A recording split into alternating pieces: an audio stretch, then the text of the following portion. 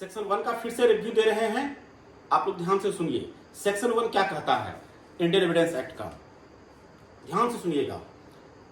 इसका एक्सटेंशन देखिए, सबसे पहले एक्सटेंट की बात कर रहा है। इसका एक्सटेंशन इंडियन एविडेंस एक्ट का जो एक्सटेंशन है वो लिखा हुआ है आपके बेयर एक्ट में, it extends to whole of India. यह पूरे भारत में लागू होगा। इंडियन एविडेंस एक्ट जो है वह पूरे भारत में लागू होगा। ठीक है, clear? It extends to whole of India. दूसरा कह रहा है, इसका एप्लीकेशन देखिए। एप्लीकेशंस क्या है यहां पे, तो कहता है ऑल जुडिशियल प्रोसीडिंग्स इन और बिफोर एनी कोर्ट। ठीक है ना, इसकी एप्लीकेबिलिटी क्या है? इस एविडेंस एक्ट का जो एप्लीकेशंस है वो कहता है सारे जुडिशियल प्रोसीडिंग्स में होगा। ठीक है ना, इन में और बिफोर एनी कोर्ट, किसी कोर्ट के सामने या कोर्ट में, जुडिशियल प्रोसीडिंग्स में इसका एप्लीकेशंस है। हमारा एप्लीकेबिलिटी जो है इस एक्ट की, ये कह रहा है। कहां कहां अप्लाई नहीं होगा? इंडियन एविडेंस एक्ट जो है डज नॉट अप्लाई टू, कहां कहां नहीं होगा, ध्यान सुनिएगा। कहता है कि कोर्ट मार्शल में, लिखा हुआ है कोर्ट मार्शल है, लिखा हुआ मिला सबको।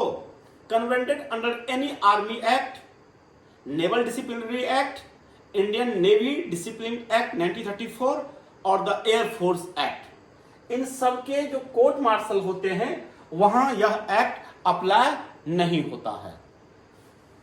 ठीक है ना, यह एक्ट कहां कहां अप्लाई नहीं होता है? तो कहता है कोर्ट मार्शल में। तो जानते हैं आप लोग जो फौज वगैरह सब होता है वहां पे कोर्ट मार्शल का है ना नियम, कोर्ट मार्शल का, कोर्ट मार्शल का नियम है। तो कहता है कि कोर्ट मार्शल में इंडियन एविडेंस एक्ट अप्लाई नहीं होता है, एफिडेविट में नहीं होता है। एफिडेविट में इंडियन एविडेंस एक्ट जो है वो अप्लीकेबल नहीं है। उसके बाद प्रोसीडिंग्स बिफोर आर्बिट्रेटर, आर्बिट्रेटर के प्रोसीडिंग्स के सामने इंडियन एविडेंस एक्ट जो होगा वह अप्लीकेबल नहीं होगा। क्लियर? बोलिएगा, यहां तक दिक्कत किसी को? पिंकी, निक्की, आफ्ताब, मनीषा, कोई दिक्कत नहीं? क्लियर? सिंपल सिंपल चीज है। इसका कमेंसमेंट डेट पता है, कमेंसमेंट है 1 सितंबर 1872, 1872। याद कर लेना है इस तरीके से। क्या? हाँ,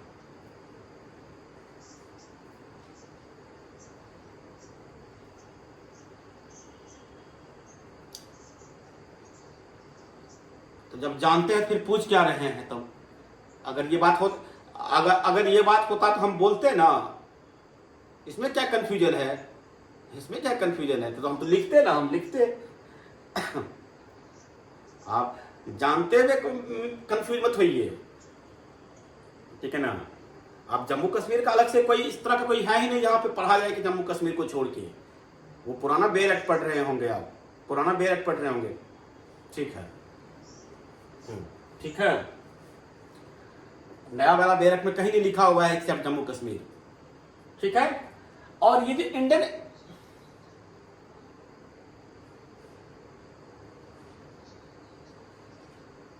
नहीं, इंडियन एविडेंस एक्ट जो है वो जो ड्राफ्ट किया गया था वो किया गया था सर जेम्स स्टीफेन के द्वारा। ये लिख लीजिए आप लोग, सर जेम्स स्टीफेन के द्वारा इंडियन एविडेंस एक्ट को ड्राफ्ट किया गया था। क्लियर? सेक्शन 1 में इतना चीज आपको काम का है, इतनी चीजें आपको याद होनी चाहिए। पीटी पर्पज में इसको आप इस तरीके से याद कर। Sir James Stephen, JAMES, James Stephen, STEPHEN, sir James Stephen. ठीक है, क्लियर? इसको इंडियन एविडेंस एक्ट को लेक्स फोरी कहा जाता है, LEXFORI, लिख लीजिए, LEXFORI। FORI, lex fori. Lex fori, law of evidence is a lex fori. Lex fori का मतलब होता है, ठीक है ना, विच गवर्न्स द कोर्ट, ठीक है ना, जो कि कोर्ट में क्या द्वारा क्या होता है, गवर्न होता है, ठीक है, जो कि गवर्न होता है कोर्ट में। क्लियर? लॉ ऑफ लैंड है ये, लेक्स फोरी लिख लीजिएगा, लेक्स फोरी। क्लियर? डिपार्टमेंट इंक्वायरी जो होता है, क्या वो जुडिशियल प्रोसीडिंग्स है?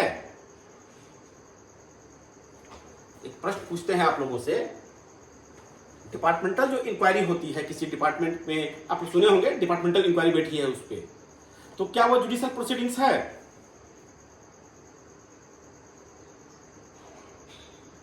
नहीं है, बिल्कुल नहीं है, ठीक है ना। तो आप पता है, जुडिशियल प्रोसीडिंग्स नहीं है तो इंडियन एविडेंस एक्ट को बहुत ज्यादा तवज्जो वहां पे नहीं दी जाएगी। Okay, clear?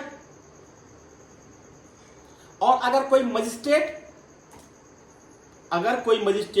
ठीक है ना, an inquiry by magistrate into the truth of the allegation content in a petition, एक पिटीशन में कोई एलिगेशन लगाया है, कोई एलिगेशन लगाया गया है किसी के द्वारा, एक पिटीशन डाला गया है जिसमें कि एलिगेशन है, कुछ भी एलिगेशन है, और एक मजिस्ट्रेट उसकी इंक्वायरी कर रहा है, तो क्या वो जुडिशियल प्रोसीडिंग्स है?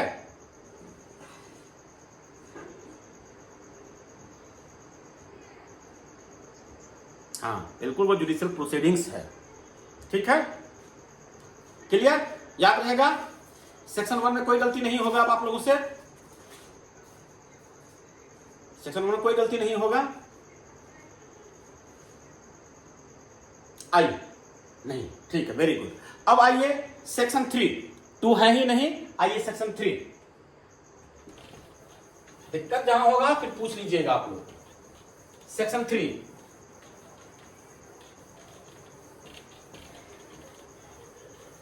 थोड़ा सा आप लोग समझने लग जाइए, ठीक है ना, हम भागना शुरू कर देंगे। सेक्शन 3,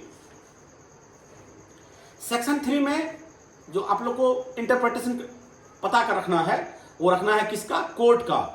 कोर्ट का क्या मतलब है होता है? तो कोर्ट का मतलब होता है, सेक्शन 3 में देखिएगा है लिखा हुआ कोर्ट, सेक्शन 3, सेक्शन 3 कोर्ट। अब कोर्ट किसको कहते हैं? तो कहता है कि कोर्ट इंक्लूड्स ऑल जजेज and magistrate and all person except arbitrator. Arbitrator को छोड़ के जितने भी जजेज होंगे, मजिस्ट्रेट होंगे, या लीगली ऑथराइज्ड होगा एविडेंस लेने के लिए, वो कोर्ट होगा। ये वर्ड याद रखिएगा, legally authorised to take evidence. Evidence लेने के लिए जो लीगली ऑथराइज्ड होगा वो क्या होगा? कोर्ट में इंक्लूड किया जाएगा। फिर उसके बाद इसी में आप लोग को हम बताए थे फैक्ट, फैक्ट, ठीक है ना। फैक्ट क्या है? तो फैक्ट 2 तरीके का फैक्ट होता है, ठीक है ना। फैक्ट बताए थे आपको, फैक्ट क्या होता है? 2 तरीके का। एक फिजिकल फैक्ट होता है, फिजिकल फैक्ट, फिजिकल फैक्ट। दूसरा है साइकोलॉजिकल फैक्ट, दूसरा है psychological fact, psychological fact. Physical fact क्या होता है? तो कहता है फिजिकल फैक्ट बोलते हैं हम लोग जो जिसको हम लोग परसीव कर सकते हैं by sense organ, anything, state of thing, ठीक है ना, रिलेशन ऑफ थिंग, यानी कि जिसको हम लोग अपने सेंस से परसीव कर सकते हैं, ठीक है ना। ओके, साइकोलॉजिकल फैक्ट क्या होता है?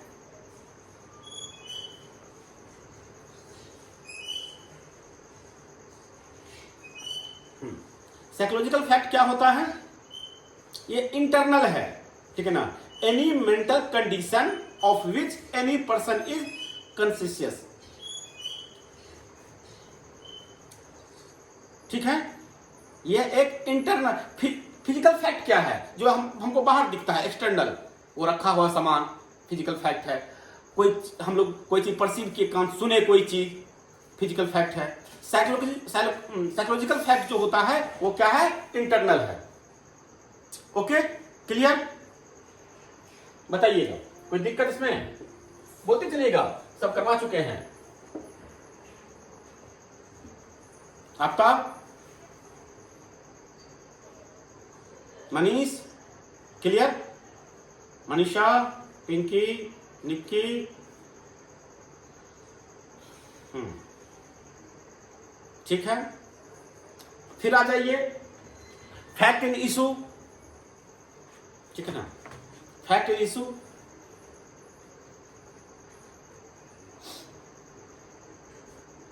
फैक्ट एंड इशू क्या होता है? फैक्ट एंड इशू बताइए जरा, बताए थे आप लोगों को। फैक्ट इन इशू, हाँ बताइए, क्योंकि कुछ बोल रहे हैं, हम ही बताएं। Fact in issue means and include, किस किस चीज को इंक्लूड करते हैं तो लिखा हुआ है। बाकी आप लोग बेसिक बात जानते ही हैं, हम केवल आज रिवाइज करवा देते हैं। सेक्शन 1 से लेकर 4 तक में जो क्वेश्चन बनता है, क्या क्या बनता है।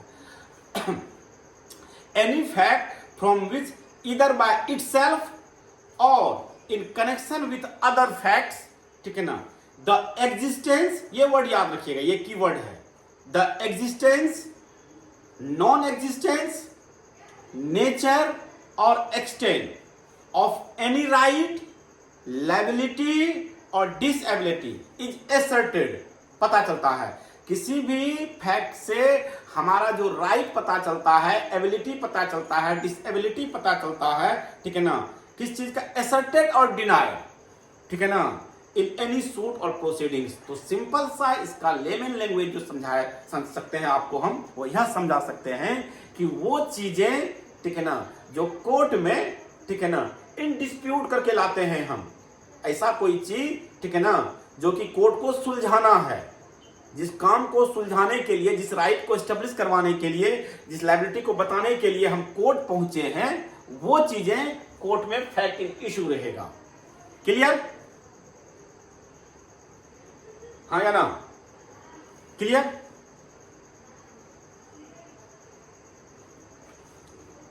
बताइएगा।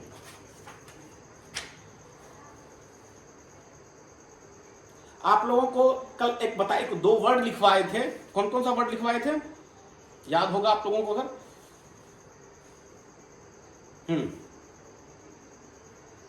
हाँ, वेरी गुड। तो फैक्टम प्रोबेंडम क्या होता है? हाँ, वेरी गुड। ठीक है रानी, ठीक है ना। जो प्रिंसिपल फैक्ट होता है, जो मुख्य फैक्ट होता है, उसको हम लोग बोलते हैं फैक्टम प्रोबेंडम। वैसे इसका डिफिनेशन भी है, हम आपको एक वर्ड डिफाइन करके इससे बता देते हैं आपको, ठीक है ना।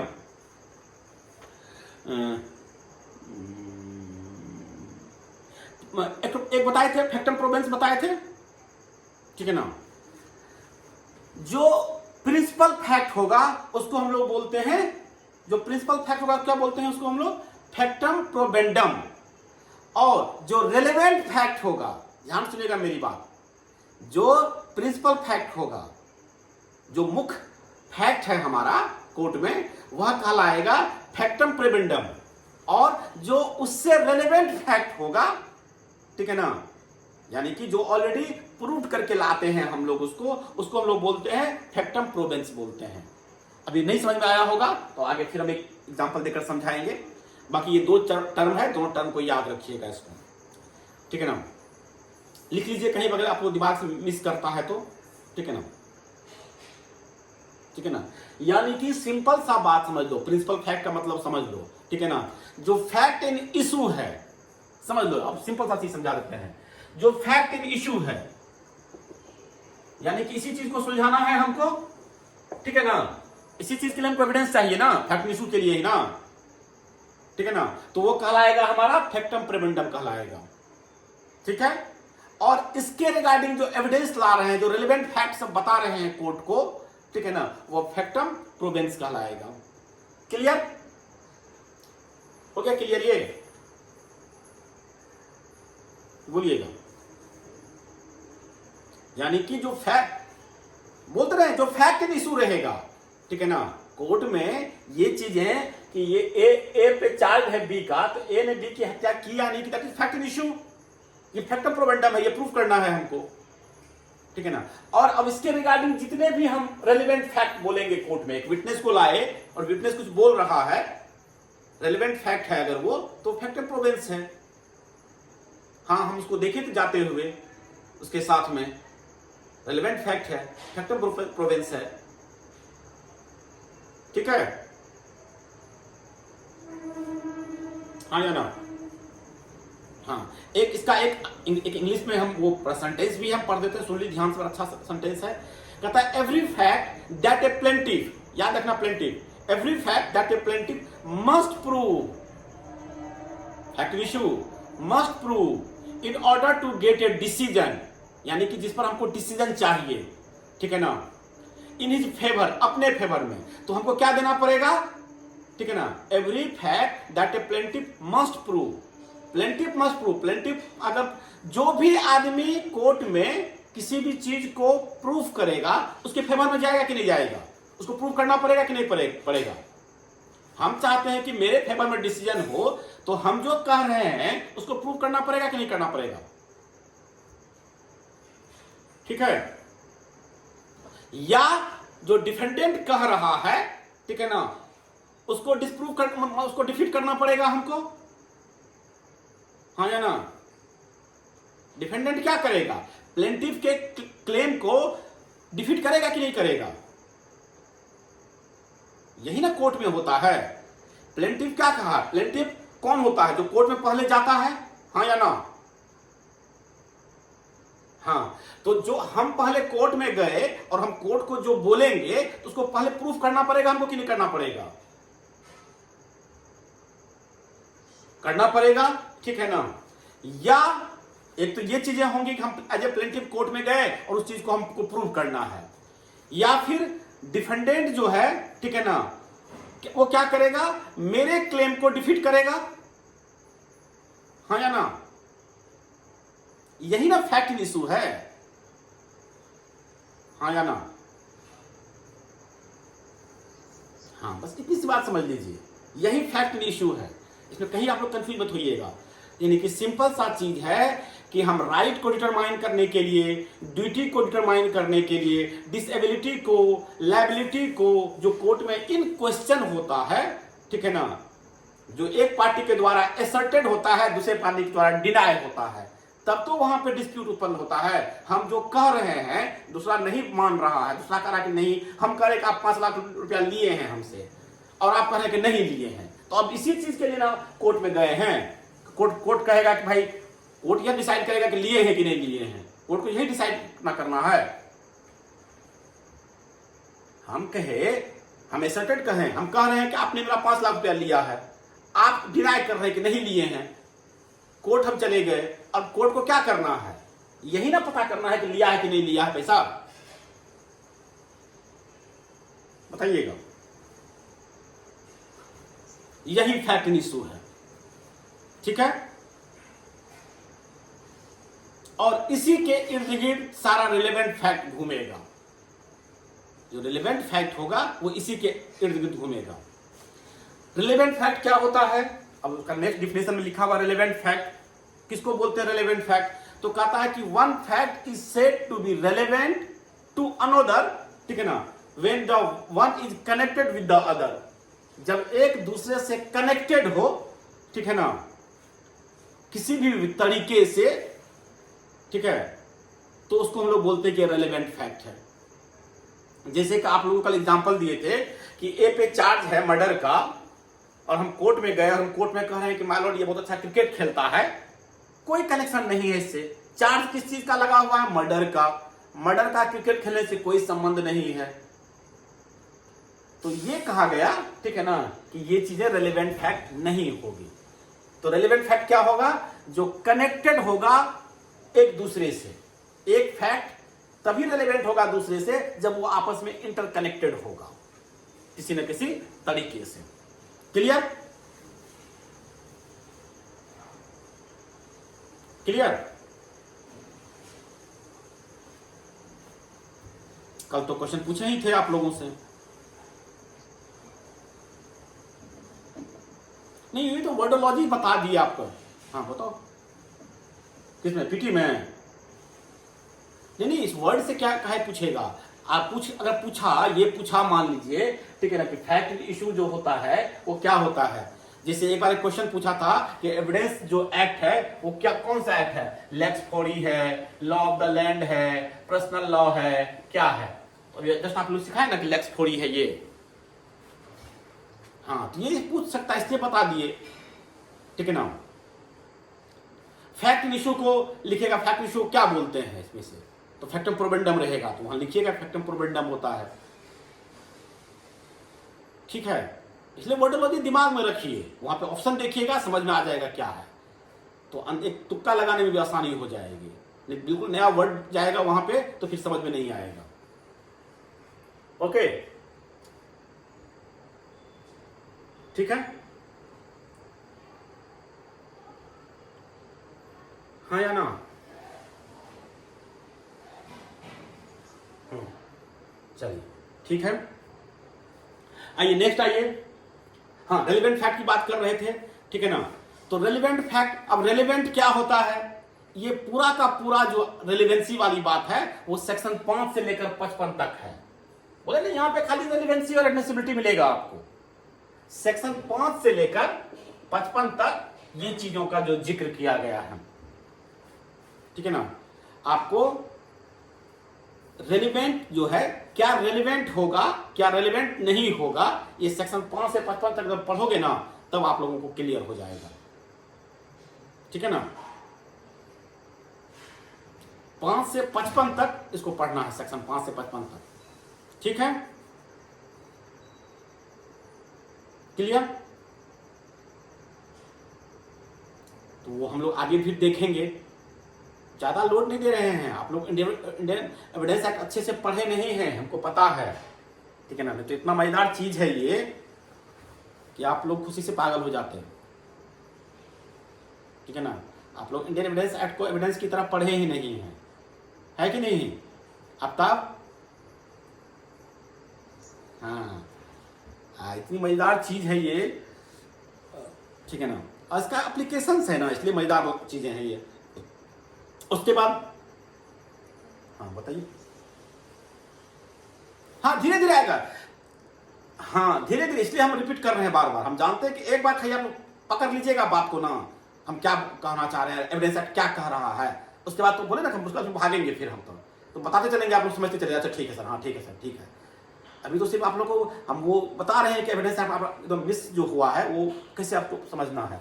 कुछ नहीं है एविडेंस एक्ट में, ठीक है ना, सिवाय हम जो कोर्ट में बोलते हैं कोई चीज एज ए एविडेंस, ठीक है ना, उसका क्या एविडेंटरी वैल्यू है, इस चीज को चेक करते हैं। जैसे आप लोग एग्जांपल देके समझाते हैं।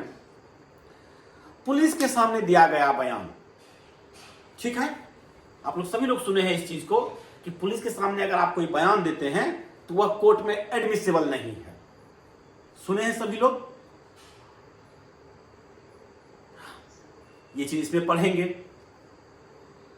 ये चीजें इसमें पढ़ेंगे। तो अभी जस्ट क्या बोले कि दो ही चीजों का गेम है, एडमिसिबल, रेलेवेंट, ठीक है ना। कोर्ट कहता है कि एडमिसिबल नहीं है, आपके सामने बयान दिया है, आप डरा के बयान लिए होंगे, हम नहीं करते, जब तुम मेरे सामने नहीं बोलेगा हम नहीं मानेंगे, एडमिट नहीं करेंगे। इसके बाद आप, पुलिस कह रहा है क्या कि माय लॉर्ड मेरे सामने कहा है ये आदमी, इसने अपना अपराध स्वीकार किया, कोर्ट कह रहा है कि हम नहीं मानेंगे, ये एडमिसिबल नहीं है जब तक ये मेरे सामने अपना अपराध कन्फेशन नहीं करेगा। तो अब वही चीज पढ़ेंगे, एडमिशन क्या होता है, कन्फेशन क्या होता है। ये पूरा पूरा चैप्टर है इसमें आपका, एकदम बहुत बड़ी चीज नहीं है, थोड़ी बहुत टेक्निकल चीजें हैं। आप लोग हाँ, किताब बहुत हल्की है, हम भी उठा के देखे थे, बहुत बहुत हल्का है।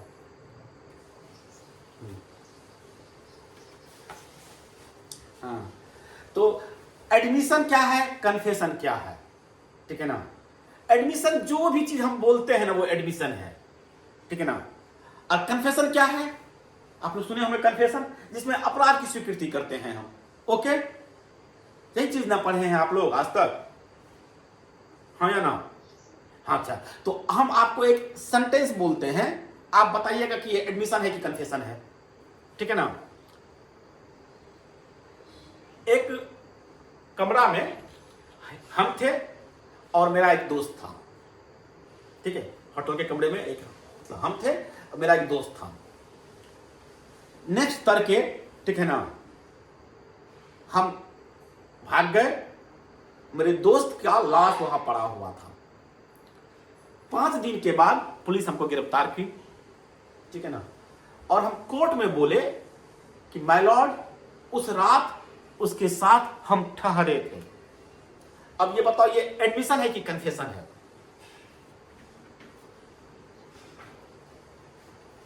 एडमिशन है। आफ्ताब? कन्फेशन है, एडमिशन है। हाँ, 2 ही ऑप्शन है ही, या तो एडमिशन होगा या कन्फेशन होगा। कन्फेशन होगा। तो अब समझिएगा, एडमिशन एकदम थोड़ा सा चीजें बता रहे हैं कहीं कहीं से, ताकि आप लोग को पूरा एविडेंस एक्ट पर पकड़ बन जाए। एडमिशन पूरा का पूरा एक क्या है, वो क्या बोलते हैं रीजनिंग भाषा में, स्पीसीज और जीनस बोलते हैं ना। स्पीसीज और जीनस पढ़े कि नहीं पढ़े हैं? पूरा का पूरा एक ग्रुप है और उसका एक छोटा सा पार्ट है कन्फेशन। यानी कि जो कन्फेशन होता है वह एडमिशन होता है, लेकिन जो एडमिशन होता है जरूरी नहीं कि वो कन्फेशन हो। तो इस पर बाद में चर्चा करेंगे, पहले इसका उत्तर दे देते हैं आपको। यह एडमिशन है,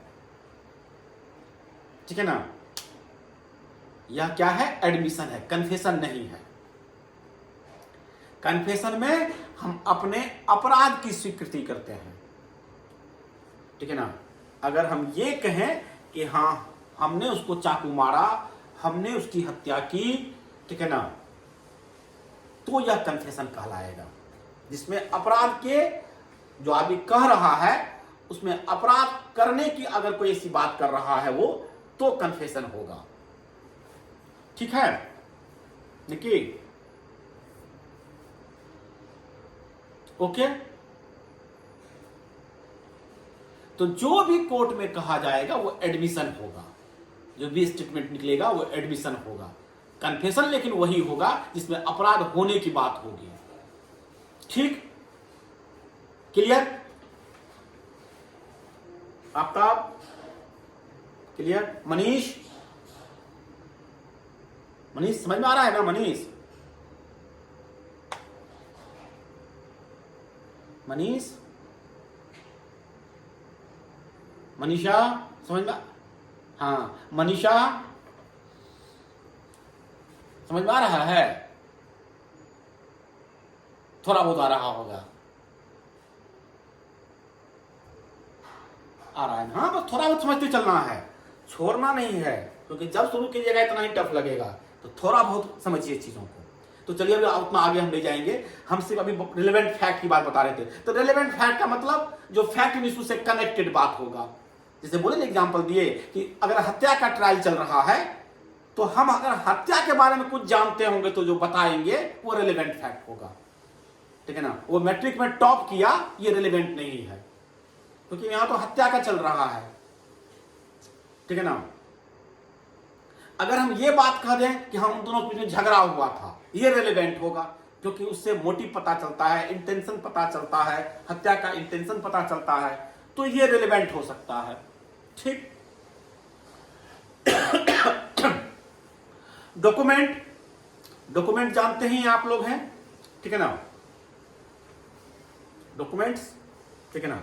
जनरली, ठीक है ना, डॉक्यूमेंट को हम लोग 2 तरीके से पढ़ते हैं, एक होता है पब्लिक डॉक्यूमेंट, एक होता है प्राइवेट डॉक्यूमेंट।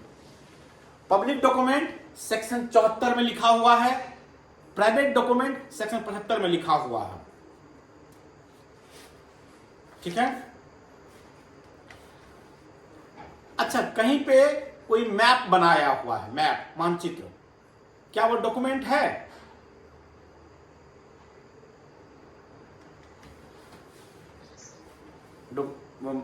ठीक है। अगर वो कहीं पे इंस्क्रिप्शन है, जैसे कि अशोक का शिलालेख मिला था, इंस्क्रिप्शन, वह भी डॉक्यूमेंट है। ठीक, ये लिखा हुआ है कहीं पे कि ये डॉक्यूमेंट है? अपने मन से बोल रहे हैं।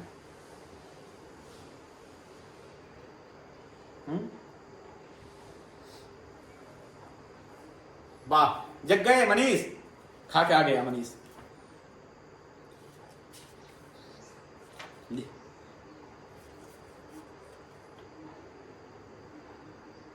डॉक्यूमेंट में देखिए लिखा हुआ है, ए राइटिंग इज ए डॉक्यूमेंट, है लिखा हुआ। वर्ड्स प्रिंटेड, किस चीज पर प्रिंट किया गया है? तो लिथोग्राफ पे, ठीक है ना, किसी चट्टान पे, किसी पत्थर पे, ठीक है ना, या फोटोग्राफ, डॉक्यूमेंट है। कोई मैप है, कोई प्लान है। इंस्क्रिप्शन है, इंस्क्रिप्शन जो होगा मेटल प्लेट पे लिखा जाता है, डॉक्यूमेंट है। कैरिकेचर, कैरिकेचर का क्या मतलब होता है? बताओ कैरिकेचर का हिंदी कोई?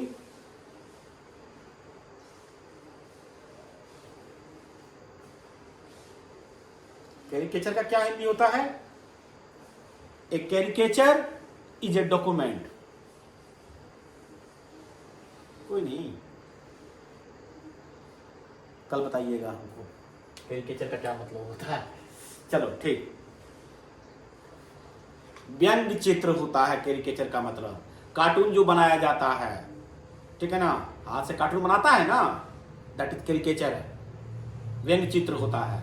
व्यंग्य चित्र में कुछ नहीं कहते हुए बहुत कुछ कह दिया जाता है, कह दिया जाता है ना।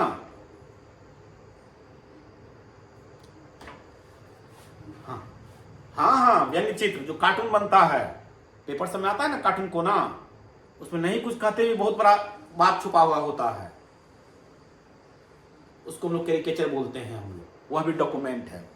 ठीक है, इसके बाद नेक्स्ट आ जाइए, एविडेंस। एविडेंस जानते ही हैं, इस समय बाद में बहस करेंगे। एविडेंस जितना भी ऑल स्टेटमेंट, सुनिएगा, एविडेंस का डिफिनेशन दे रखा है, हम पढ़ लेते हैं। All statement which the court permits or requires to be made before it by witness in relation to matter of fact under inquiry, such statement is called oral evidence. यानी कि जिस, अगर हमको विटनेस के थ्रू बोलकर किसी चीज को हम कहते हैं कोर्ट में, तो वह ओरल एविडेंस कहलाता है। और जो भी डॉक्यूमेंट के फॉर्म में हम किसी चीज को, कल भी बोले हैं, जो भी डॉक्यूमेंट के फॉर्म में हम देते हैं, इंक्लूडिंग इलेक्ट्रॉनिक रिकॉर्ड्स, या क्या कहलाता है? डॉक्यूमेंट्री एविडेंस कहलाता है। ठीक है ना, क्लियर?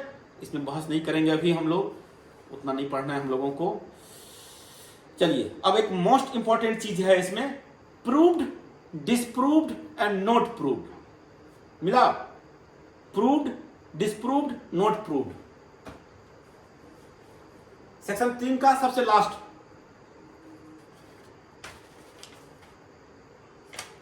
हाँ, अब देखिए बड़ा थोड़ा सा फर्क है। प्रूव्ड, सुनिएगा, a fact is said to be proved when after considering the matter before it, the court either believes it to exist or considers its existence so probable that a prudent man ought to act upon the supposition that it exists. Simple सा चीज है proved का मतलब। सुनिएगा, बड़ा एकदम technical चीज समझ लीजिए इसका।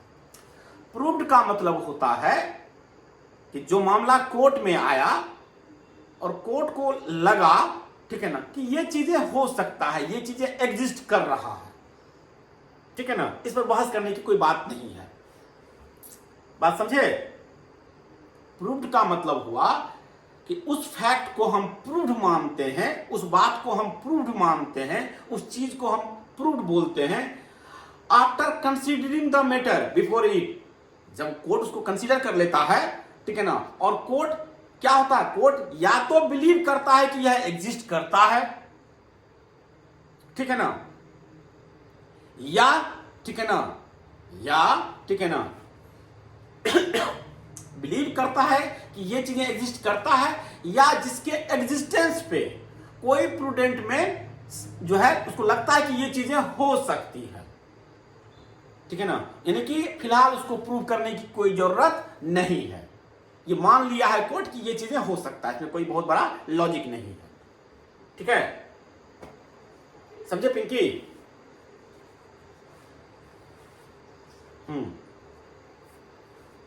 जिस चीज को कोर्ट बिलीव करता है कि ये एग्जिस्ट करेगा, ऐसा कोई बहुत बड़ी बात नहीं है, ठीक है ना।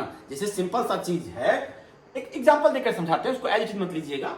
जैसे कि पंचनामा बना, ठीक है ना, एक पिता है, ठीक है ना, उसको 3 बेटा है, ठीक है ना। अब उसमें जो अब क्या इसमें आप प्रूव मानते हैं? प्रूव मानते हैं ना कि इसको सबको एक एक बराबर हिस्सा मिला होगा, हाँ या ना? ये तो मानते हैं, बताइए। अगर ये चीजें कहीं लिखी हुई है कि एक आदमी को 3 बेटा है, उस आदमी के मरने के बाद तीनों को बराबर बराबर हिस्सा मिला, 1/3 1/3 1/3, तो मानते हैं ना कि एग्जिस्ट करता है, ये कोई बहुत बड़ी बात नहीं है, हाँ या ना? ये तो हाँ, ये तो प्रूव है, अभी इसको प्रूव करने की जरूरत अभी है नहीं। मामला तो तब फंसेगा ना जब एक को मिल जाएगा आधा, आधे में 2 भाई को बांटेगा, तब ना दिक्कत है। ये तो कोर्ट मानेगा कि एग्जिस्ट करता है, कोई दिक्कत, ये चीज होता है, जब बेटा इतना होता है तो बराबर हिस्सा बढ़ता है नियम के हिसाब से, ठीक है, कोई दिक्कत नहीं है। ये हुआ प्रूव्ड। डिसप्रूव्ड का मतलब होता है, ठीक है ना, कि कोर्ट उसके एग्जिस्टेंस पर यकीन नहीं करती है, ठीक है ना, कोर्ट उसके एग्जिस्टेंस पे यकीन नहीं करती है। तो जब एग्जिस्टेंस पे यकीन नहीं करती है तो कोर्ट कहता है प्रूव करो इसको, ठीक है ना। डज नॉट एग्जिस्ट और considers it non existence so probable that a prudent man out under the circumstances of the particular case to act upon the supposition of that it does not exist, ठीक, disproved है। और not proved का मतलब है जो अभी तक ना तो प्रूव्ड है और ना तो डिस्प्रूव्ड है। A fact is said not to be proved when it neither proved not disproved. जिसको अभी तक ना तो प्रूव्ड माना गया है ना तो डिस्प्रूव है, ठीक है ना, उसको हम लोग बोलते हैं नॉट प्रूव्ड। ये 3 तरह का चीज होता है, ये आगे समझिएगा, थोड़ा दिक्कत भी हुआ होगा तो। ओके, सेक्शन 3 में कोई दिक्कत किसी को? दिक्कत होगा तो फिर आगे फिर आएंगे इस टॉपिक में, फिर कभी हम।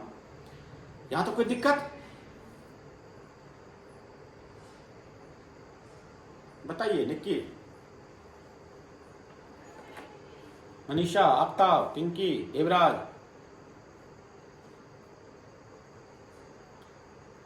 नोट प्रूफ रखा हुआ है। नोट प्रूफ में अभी तक कोर्ट उसको ना तो प्रूव्ड कहा है और ना कहा है कि ये डिस्प्रूव है, तुम आके प्रूव करो, ठीक है ना।